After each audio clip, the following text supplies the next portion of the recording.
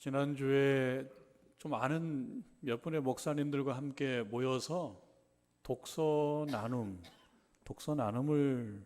나눔의 시간을 좀 가졌었습니다.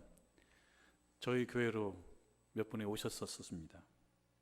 이제 어느 책을 읽고 서로 느낀 것을 주고받는 것은 목회자들에게 매우 유익합니다. 뿐만 아니라 목회에 대한 이야기, 또 신앙 생활에 대한 이야기를 나눌 수 있게 되기 때문에 매우 유익했습니다. 한 목사님께서 자신이 읽은 책에 대한 이야기를 하면서 이렇게 이야기를 합니다. 책을 읽는데 너무 감동이 되었다는 거예요. 너무 마음에 와닿는 내용들이 많아가지고 연필을 가지고 계속 밑줄을 그어가면서 읽었다는 거예요. 그러나 우리들도 다 마찬가지지만 아주 얇은 책이 아닌 경우라면 한 자리에서 책을 다 읽을 수는 없거든요. 그래서 책을 읽다가 이렇게 책갈피를 끼워놓고 또 두었다가 그 다음에 읽고 그렇지 않습니까? 적지 않은 볼륨의 책이었기 때문에 그분 역시 아주 감동적으로 밑줄을 그으면서 책을 읽기는 했지만 한 자리에서 다 읽지는 않고 다시 이렇게 접어두었다가 또 며칠이 지나서 다시 읽고 그랬던 것이죠.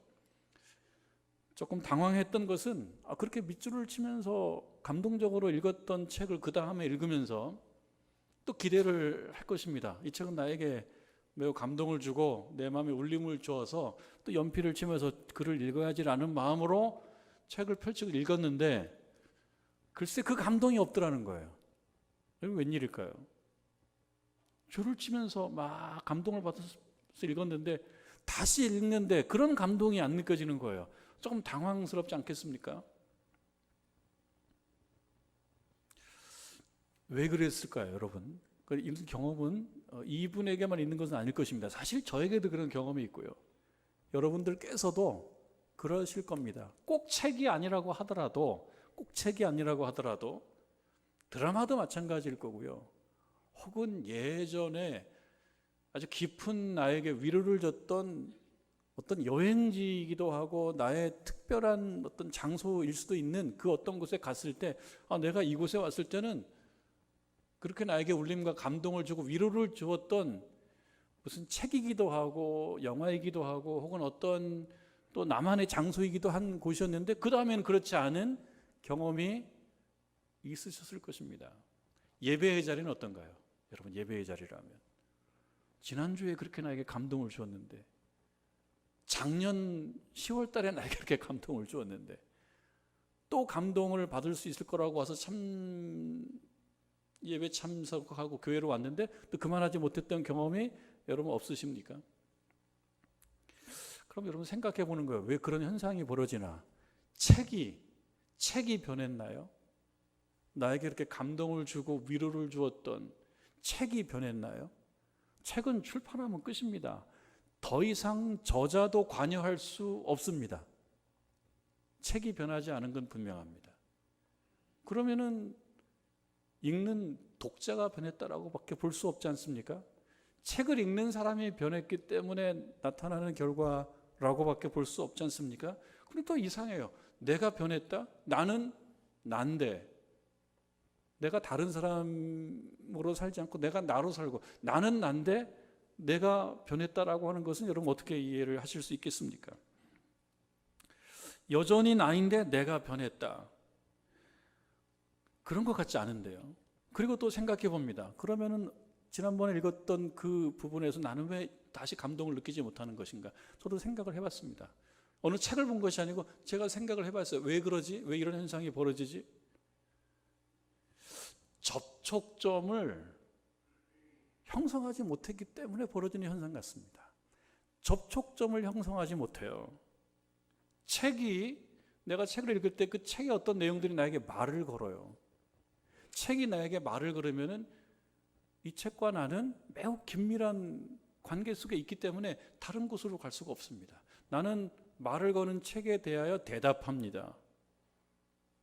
어떤 부분은 나를 위로합니다. 나는 그 위로를 받습니다. 그리고 밑줄을 칩니다. 접촉점이 형성이 되는 것입니다. 나는 대답하고 공감합니다. 그런데 접촉점을 형성하지 못하면 그때 그 감동이 없는 것입니다. 그러면은 왜 접촉점을 형성하지 못하죠? 내가 너무 바빠요. 내 정신이 너무 바빠서 그 책에 손을 내가 잡을 여유가 없어요. 나에게 묻고 또 나를 위로하고자 하는 그 손을 내미는, 그 손을 잡을 정신적인 여유가 내게 없을 때, 그전에는 나에게 감동을 주고 나는 밑줄을 쳤지만 이제 더 이상 밑줄을 치지 않고 더 이상 밑줄을 칠 수가 없는 거예요. 유감스럽지만 십자가도 그렇지 않은가요? 십자가. 여러분, 십자가는 어떻습니까? 우리에게는 십자가 앞에 앉아서 혹은 십자가 앞에 서서 눈물이 나고 또 감사하고 또 위로를 받고 그랬던 시절이 있지 않았을까 저는 생각합니다. 저 역시도 그렇고 여러분도 마찬가지일 것입니다. 그게 언젠지는 뭐 다 다르겠습니다만 십자가 앞에 섰을 때, 십자가 앞에 앉았을 때 어느 경우 막 복받치는 눈물을 막 흘린 적도 있었을 거고, 그리고 어느 곳에서 답을 얻지 못했던 인생의 어려운 문제들에 대한 답을 얻고 위로를 받고 또 격려를 받았던 경험이 있었을 것도 같습니다. 지금까지 그런 경험이 없으셨다 그러면 지금이라도 십자가라고 하는 책을 한번 열심히 읽어봐야 됩니다. 신자라면 그래야 됩니다. 신자라면. 십자가가 내 삶에 손을 내밀었을 것입니다. 그리고 말을 걸었을 것입니다. 나는 그 십자가를 향하여 말을 하고 또 공감하고 위로를 받았습니다. 그리고 하나가 되는 거예요. 십자가가 내미는 손을 내가 잡은 거예요. 마치 제 앞에 물컵이 있습니다. 컵이 있는데 이 컵에는요, 손잡이가 있습니다.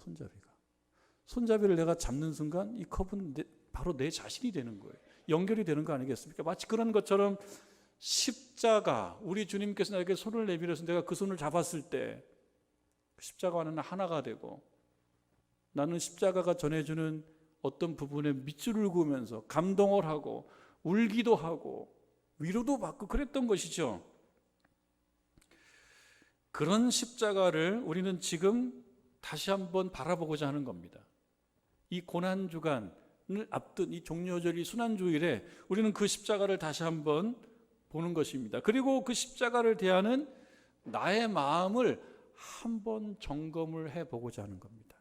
내 마음은 십자가와 여전히 접촉점을 형성하고 있는가? 아니면 십자가가 손을 내밀고 내 인생의 어떤 부분을 지적해줘도 난 더 이상 관심을 갖지 혹시 않고 그저 내 바쁜 일상을 살고 있는지를 한번 생각해 보고자 하는 것입니다. 여전히 십자가는 나에게 말을 걸고 있는지, 나에게 손을 내밀고 있는지, 나는 그 십자가를 향해 나의 마음을 열고 나의 이야기를 하는지, 때때로 그 십자가 아래에서 울기도 하고 이야기를 하기도 하고 듣기도 하고 위로를 받기도 하고 감사해야 하기도 하고 그리고 찬송도 부르는지, 아니면 반대로 일이 너무 많고 분주하고 또 지루하고 또 매너리즘으로 인하여 그 십자가와 접촉점을 형성하고 있지 못하고 그저 그냥 살아가고 있는지를 점검해 보는 것입니다. 오늘 하나님께서는 저와 여러분의 손을 잡으시고 끌고 가십니다. 어디로 끌고 가시냐면 요한복음 19장으로 끌고 가시는 겁니다. 이 요한복음 19장 우리가 읽은 17절 이후의 말씀은 예수님께서 골고다 언덕에서 십자가를 지시고 십자가의 못을 박히셨던 그런 장면입니다. 우리는 다시 한번 여기를 가고자 하는 겁니다.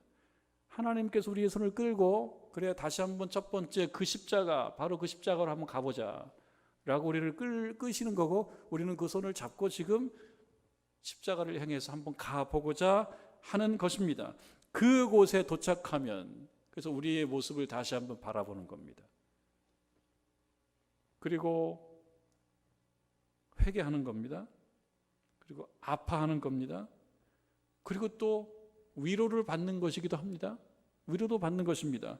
그리고 믿음의 결단을 다시 한번 하는 것입니다. 그것이 매년 우리들이 고난주간 또 순환주일을 맞이하는 그런 의의가 아닐까, 그런 생각을 해보게 되는 것입니다. 총독 빌라도가 예수님을 그들에게 넘겨주었다라고 하는 그 기사가 17절에 나오고 있습니다. 여러분 보실까요? 그들이 예수를 맡음에 그들이 예수를 넘겨받은 것입니다. 그들이라고 하는 대명사가 쓰였어요. 대명사. 그들. 이 부분을 처음부터 읽는 분은 처음에 이 부분을 읽는 분은 궁금해할 수밖에 없어요. 그들이라고 하면은 아는 사람만 아는 거 아니겠습니까? 그들. 대명사니까요. 구체적으로 이름이 특정되어 있지 않아요. 누가 예수를 넘겨받았을까? 그러나 우리는 미뤄 짐작해 볼 수는 있죠. 빌라도가 예수를 넘겼다라고 했을 때 넘겨받은 사람들은 로마 병정들, 로마 군인들이었을 것이다, 이렇게 생각해 볼 수는 있습니다. 그럼에도 그렇게 로마 군인이라고 특별히 정하지 않고 그들이라고 하는 대명사를 쓰고 있다는 점에 우리는 한번 주목해 보고자 하는 겁니다. 그들이라고 한다라고 하는 것은 우리가 그들을 이해하면서 조금 더 그 의미를 확장해 볼 수 있도록 열어주는 그런 또 의도가 있어요. 그들이 예수를 맡음에 예수께서 자기의 십자가를 지셨다. 아직 골고다 언덕까지 올라가시기 전이신 것 같죠? 그들이 예수를 맡았어요. 넘겨받았어요. 예수께서 자기의 십자가를 지셨어요.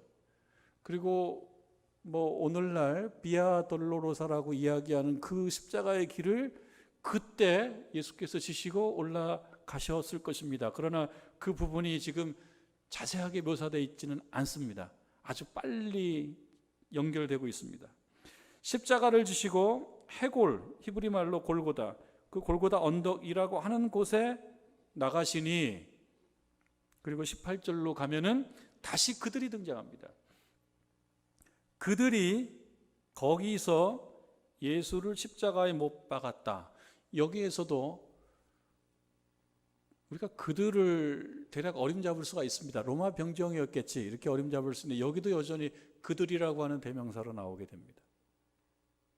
그런데 이들은 누구지요? 라고 생각해 보면 앞에서 나왔던 어떤 사람들이었을 것입니다.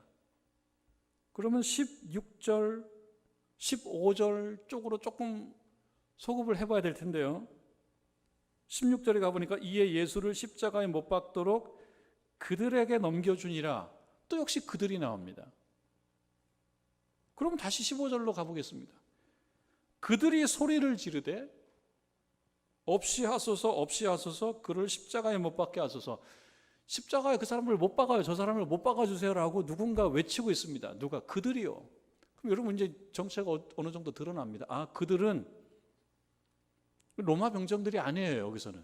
여기서 그들은 로마 병정들은 그저 십자가에 다는 그 교수형이죠. 십자가의 그 형을 집행하는 집행관들인데, 여기서는 15절에 십자가에 달아주십시오, 십자가에 달으세요라고 누군가 강력하게 요구한단 말이죠.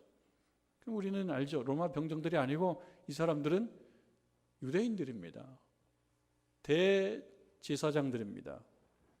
오늘날로 얘기하면은 신자들인 거예요.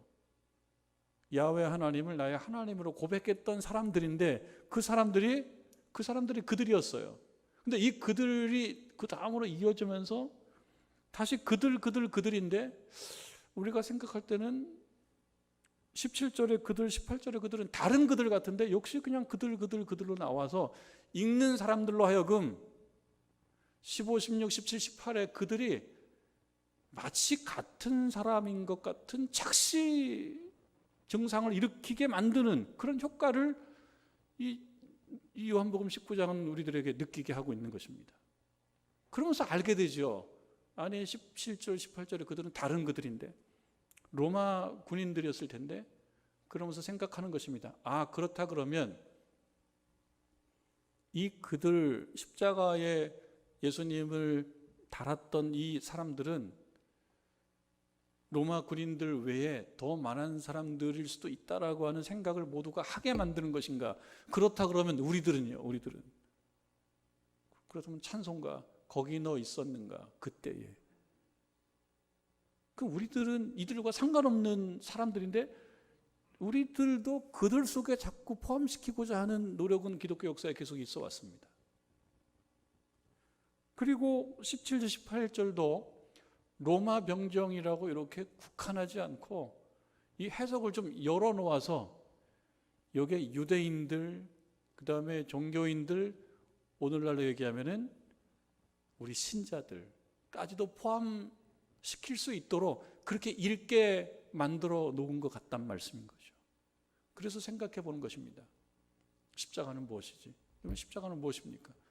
십자가는 잘못한 사람을 벌 주는 형틀이 아니겠습니까? 그런데 그 십자가는 단순히 형틀이 아니었던 거예요. 하나님이 세상을 이처럼 사랑하사 독생자를 주셨으니, 하나님이 세상을 이처럼 사랑하셔서 독생자를 주셨다고 그랬습니다. 그 사건이 십자가였던 것입니다. 그러면 십자가는 단순히 잘못에 대한 그런 형벌을 주는 형틀이 아니었던 것입니다. 이 십자가의 자리는 어떤 자리였던 것입니까? 잘못을 대신 누군가 짊어지시고 그들에게 그 대신 자유와 평화를 주시고자 하시는 그런 사랑의 현장이기도 했다라고 하는 보다 큰 사건이었던 것입니다. 그렇기에 여기에서는 그들로 대명사로 얘기함으로써 모두가 그 안에 포함될 수 있는, 그래서 한편으로는 나 때문에 십자가를 지셨던 것이야 라고도 생각하게 하면서 동시에 나를 위해서 십자가를 지셨단 말이야 라고까지 생각할 수 있도록. 오늘 찬송을 부르는데 150장 찬송을 부르는데 찬송을 부르면서 찬송을 부르는 중에 눈에 들어오는 부분이 있었어요. 3절 150장 3절을 보면 가사가 어떻게 되어 있냐면 이렇게 되어 있습니다.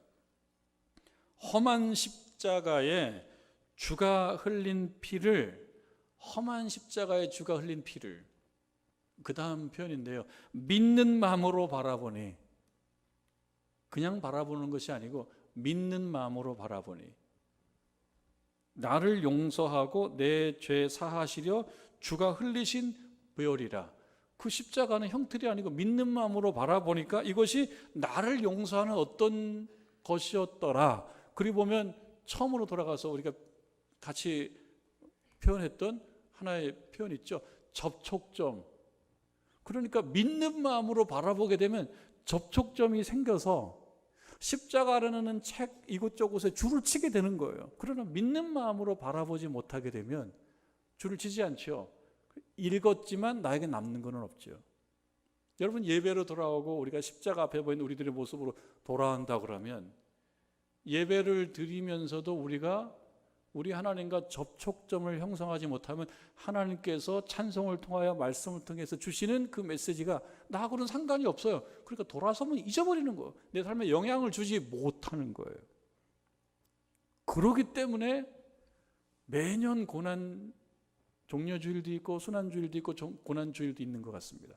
매년 우리는 그곳에 초대받는 것입니다. 매년 우리는 하나님의 손을 잡고 다시 골고다로 가보는 겁니다. 실제로 우리가 이스라엘 성지순례를 아주 소수만 가보셨고 대부분은 가보시지 못했는데 그럼에도 성경 말씀 속에 있는 바로 그 곳으로 하나님께서 손을 잡고 우리를 끌고 가시는 겁니다. 거기에 가서 보면서 어떻게 하라고요? 접촉점을 형성해라. 이것이 그저 어떤 사람의 그런 오래된 잘못된 정치범의 죽음이 아니고 당신 그대를 사랑해서 하나님께서 그 독생자를 내어주셨던 사건이라고 하는 것을 좀 깊게 생각해 보라. 접촉점을 형성하면 거기에서 뭐가 발생할 수 있습니까? 은혜가 발생하고 감동이 발생하고 변화가 발생할 수 있다라고 하는 것입니다. 우리가 이 말씀을 보면서 뭘 생각하는 거예요? 예수님의 그 십자가를 지시는 그 곳으로 우리가 가서 십자가를 바라보며 십자가가 나에게 거는 그 대화에 내가 대답하고 어떤 부분을 짚어주면 그 짚어주면 나도 확인하고 그리고 내 아픈 부분에 대해서 손을 내밀어 주시면 그 손을 통해서 위로를 받고 하는 그 경험을 한번 해보라라고 하는 것입니다. 그들이라고 얘기한 이 표현은 로마 병정이 아니고 더 많은 사람을 생각해 볼 수 있게 하는, 해석적으로 뭔가 좀 더 확장시키는 의도가 있을 수 있겠다 이렇게 생각해 봤죠. 그렇다면 우리들도 거기에 서 있을 수 있었다는 것입니다. 우리들도 예수님이 십자가를 지시는데 나도 원인 제공했던 사람이라고 생각할 수도 있었던 거예요. 제가 아는 한 목사님께서 솔직한 이런 고백을 하시더라고요. 예수님 십자가 주변에 여러 사람들이 있는데 나는 어떤 편에 있었을까를 생각해 보면 나는 제사장 쪽에 있지 않았을까, 그런 생각이 들더라고요. 아주 솔직한 이야기죠. 그 제사장은 어떤 사람입니까? 예수님 십자가에 못 박으라고 했던 사람이거든요. 나는 어쩌면 내 성향상 제사장 쪽에 서 있었을 것 같은 그런 생각이 든다는 거예요. 매우 솔직한 이야기인데 여러분 어떻습니까? 여러분 십자가 주변에 사람들이 있는데 여러분들은 어느 편에 있었을 거라고 생각이 되십니까? 구세군의 창시자 부스 대장이라고 하는 분에 대한 일화가 하나 이렇게 남겨져 있는데요. 그 일화는 이래요. 이 부스라고 하는 분이 젊었을 때 꿈을 꿨대요. 꿈에서 보니까 저 멀리 어떤 사람이 예수님을 십자가의 못을 받고 있더라는 거예요. 꿈속에서 한 경험이라는 거죠. 예수님을 사랑하는데 예수님을 어떤 사람이 못을 받고 있으니까 너무 속상한 거예요. 그래서 그러지 말라고 막 소리를 쳤답니다, 꿈속에서. 그런데 이게 멀어서 그런지 들리지가 않는 것처럼 이 사람은 계속 못을 받고 있더라는 거예요. 그래서 이 부스가 그것을 중지시키려고 막 달려갑니다. 가면서 소리를 계속 들리는 거예요. 못을 박지 말라고. 그런데 그것을 모른 척하고 계속 못을 박더라는 거예요. 그래서 가까이 갔어요. 이 사람을 붙잡았어요. 못을 박지 말라고. 이 사람 붙잡으니까 그 사람 뒤로 확 돌아보더래요. 대충 짐작이 되시나요? 짐작이 되시죠? 이제 드라마를 많이 봤기 때문에 우리는 이 다음에 어떤 상황이 발생할지 대략 짐작할 수가 있어요. 뒤를 딱 돌아보고 그 사람을 보는 순간 이 부스가 소스라치게 놀랐다. 소스라치게 놀랐다. 그는 다름 아닌 나였다. 자, 드라마틱하네요. 드라마틱해요. 이 이야기는 바로 우리가 17절, 18절의 말씀, 특히 18절에 그들이 거기서 예수를 십자가에 못을 박을새, 그들이 못을 박았는데 우리는 그때 안 태어났으니까 예수님 십자가에 못 박을 아무 염려가 없어요. 가능성이 1%도 없어요. 우리는 그때 태어나지 않았기 때문에. 그럼 이 말씀이 나의 말씀을 온다 그러면 저와 여러분도 이 그들 속에 들어갈 수 있을까요? 그들이 예수를 십자가에 못 박았다.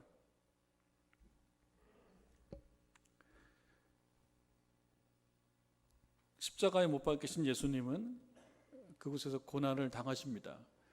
보통 9시에 십자가에 달리셨다가 오후 3시에 숨을 거두셨다라고 알려져 있습니다. 6시간 동안 고통을 당하셨습니다. 그러나 그 고통이 성경 말씀에 아주 생생하게 묘사되어 있지는 않습니다. 우리들의 상상력을 발휘해야 되는 상황입니다. 못을 박았다고 이렇게 옮겨져 있지만 실제로 원문에는 못을 박았다라는 표현은 없어요. 그냥 달아맸다라는 표현이 있어요. 그래서 이 성경 말씀은 예수님께서 막 못을 박히고 못을 박았다라고 하는 것은 우리 복음서 다른 부분에 예수께서 나타나셔서 손이 여기에 못 자국이 있기 때문에 미로 짐작해 보는 것이, 이 부분에는 그 묘사가 별로 없어요. 이 정밀한 묘사를 보고자 하시는 분은 이제 고전이 된 멜 깁슨이라고 하는 배우가 감독한 패션 오브 크라이스트를 보시면 됩니다. 패션은 피를 대문자를 쓰면은 열정이 아니에요.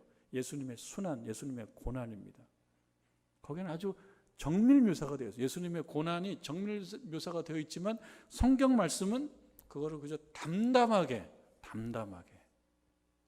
의미가 뭐가 있을까 생각을 해보면, 육체적인 고통도 중요하지만 육체적인 고통을 육체적인 고통에 가려서 이 십자가에 담겨져 있는 보다 중요한 의미를 놓치지 말아라. 그런 뜻일 수도 있겠다 싶은 겁니다. 육체적인 고통을 정밀 묘사하고 있지 않아요. 빨리 진행되고 있어요. 그 전과 후의 얘기가 더 많아요. 여러분, 예수님께서 고통을 당하신 것은 그저 죄를 지어서가 아니지 않습니까? 그 고통당하고 십자가를 지어 죄를 진 것이 아니지 않습니까? 왜 고통을 당하셨습니까? 하나님께서 세상을 이처럼 사랑하셔서 독생자를 내어주셨기 때문이라고 우리는 믿는 것입니다.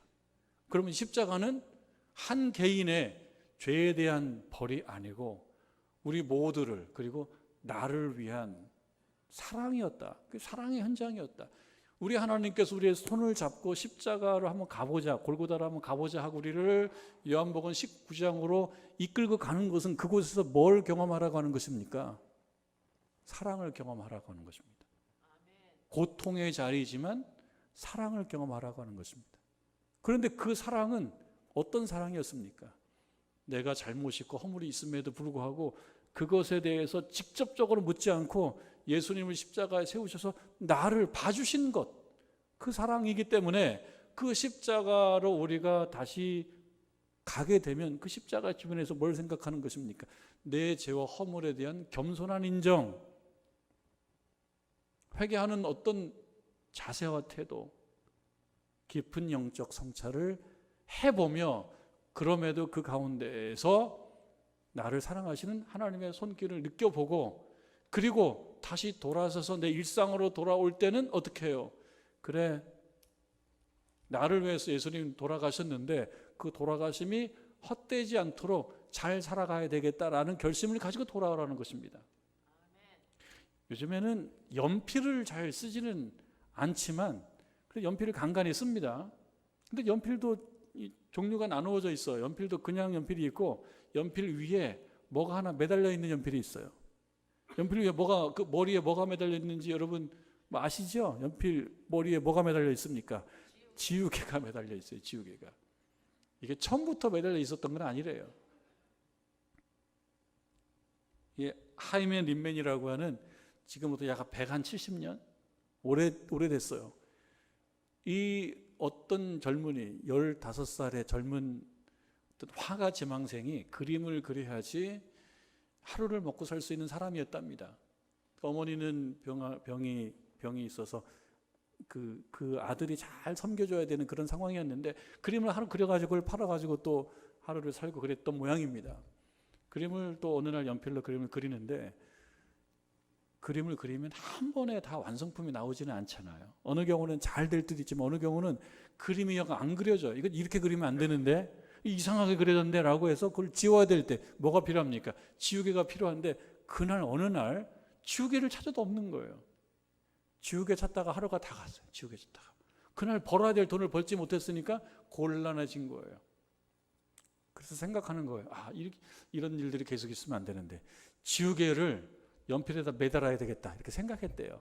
그래서 이 실을 가지고 지우개를 매달고 그림을 그리니까 이게 덜렁덜렁하지 않습니까?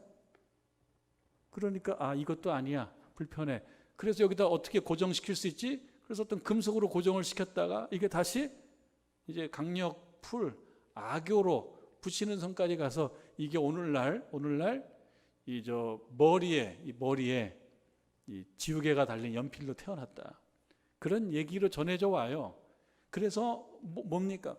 마음껏 그림을 그리다가 혹시 틀리면, 혹시 글씨를 쓰다가 틀리면 이 지우개로 지워라.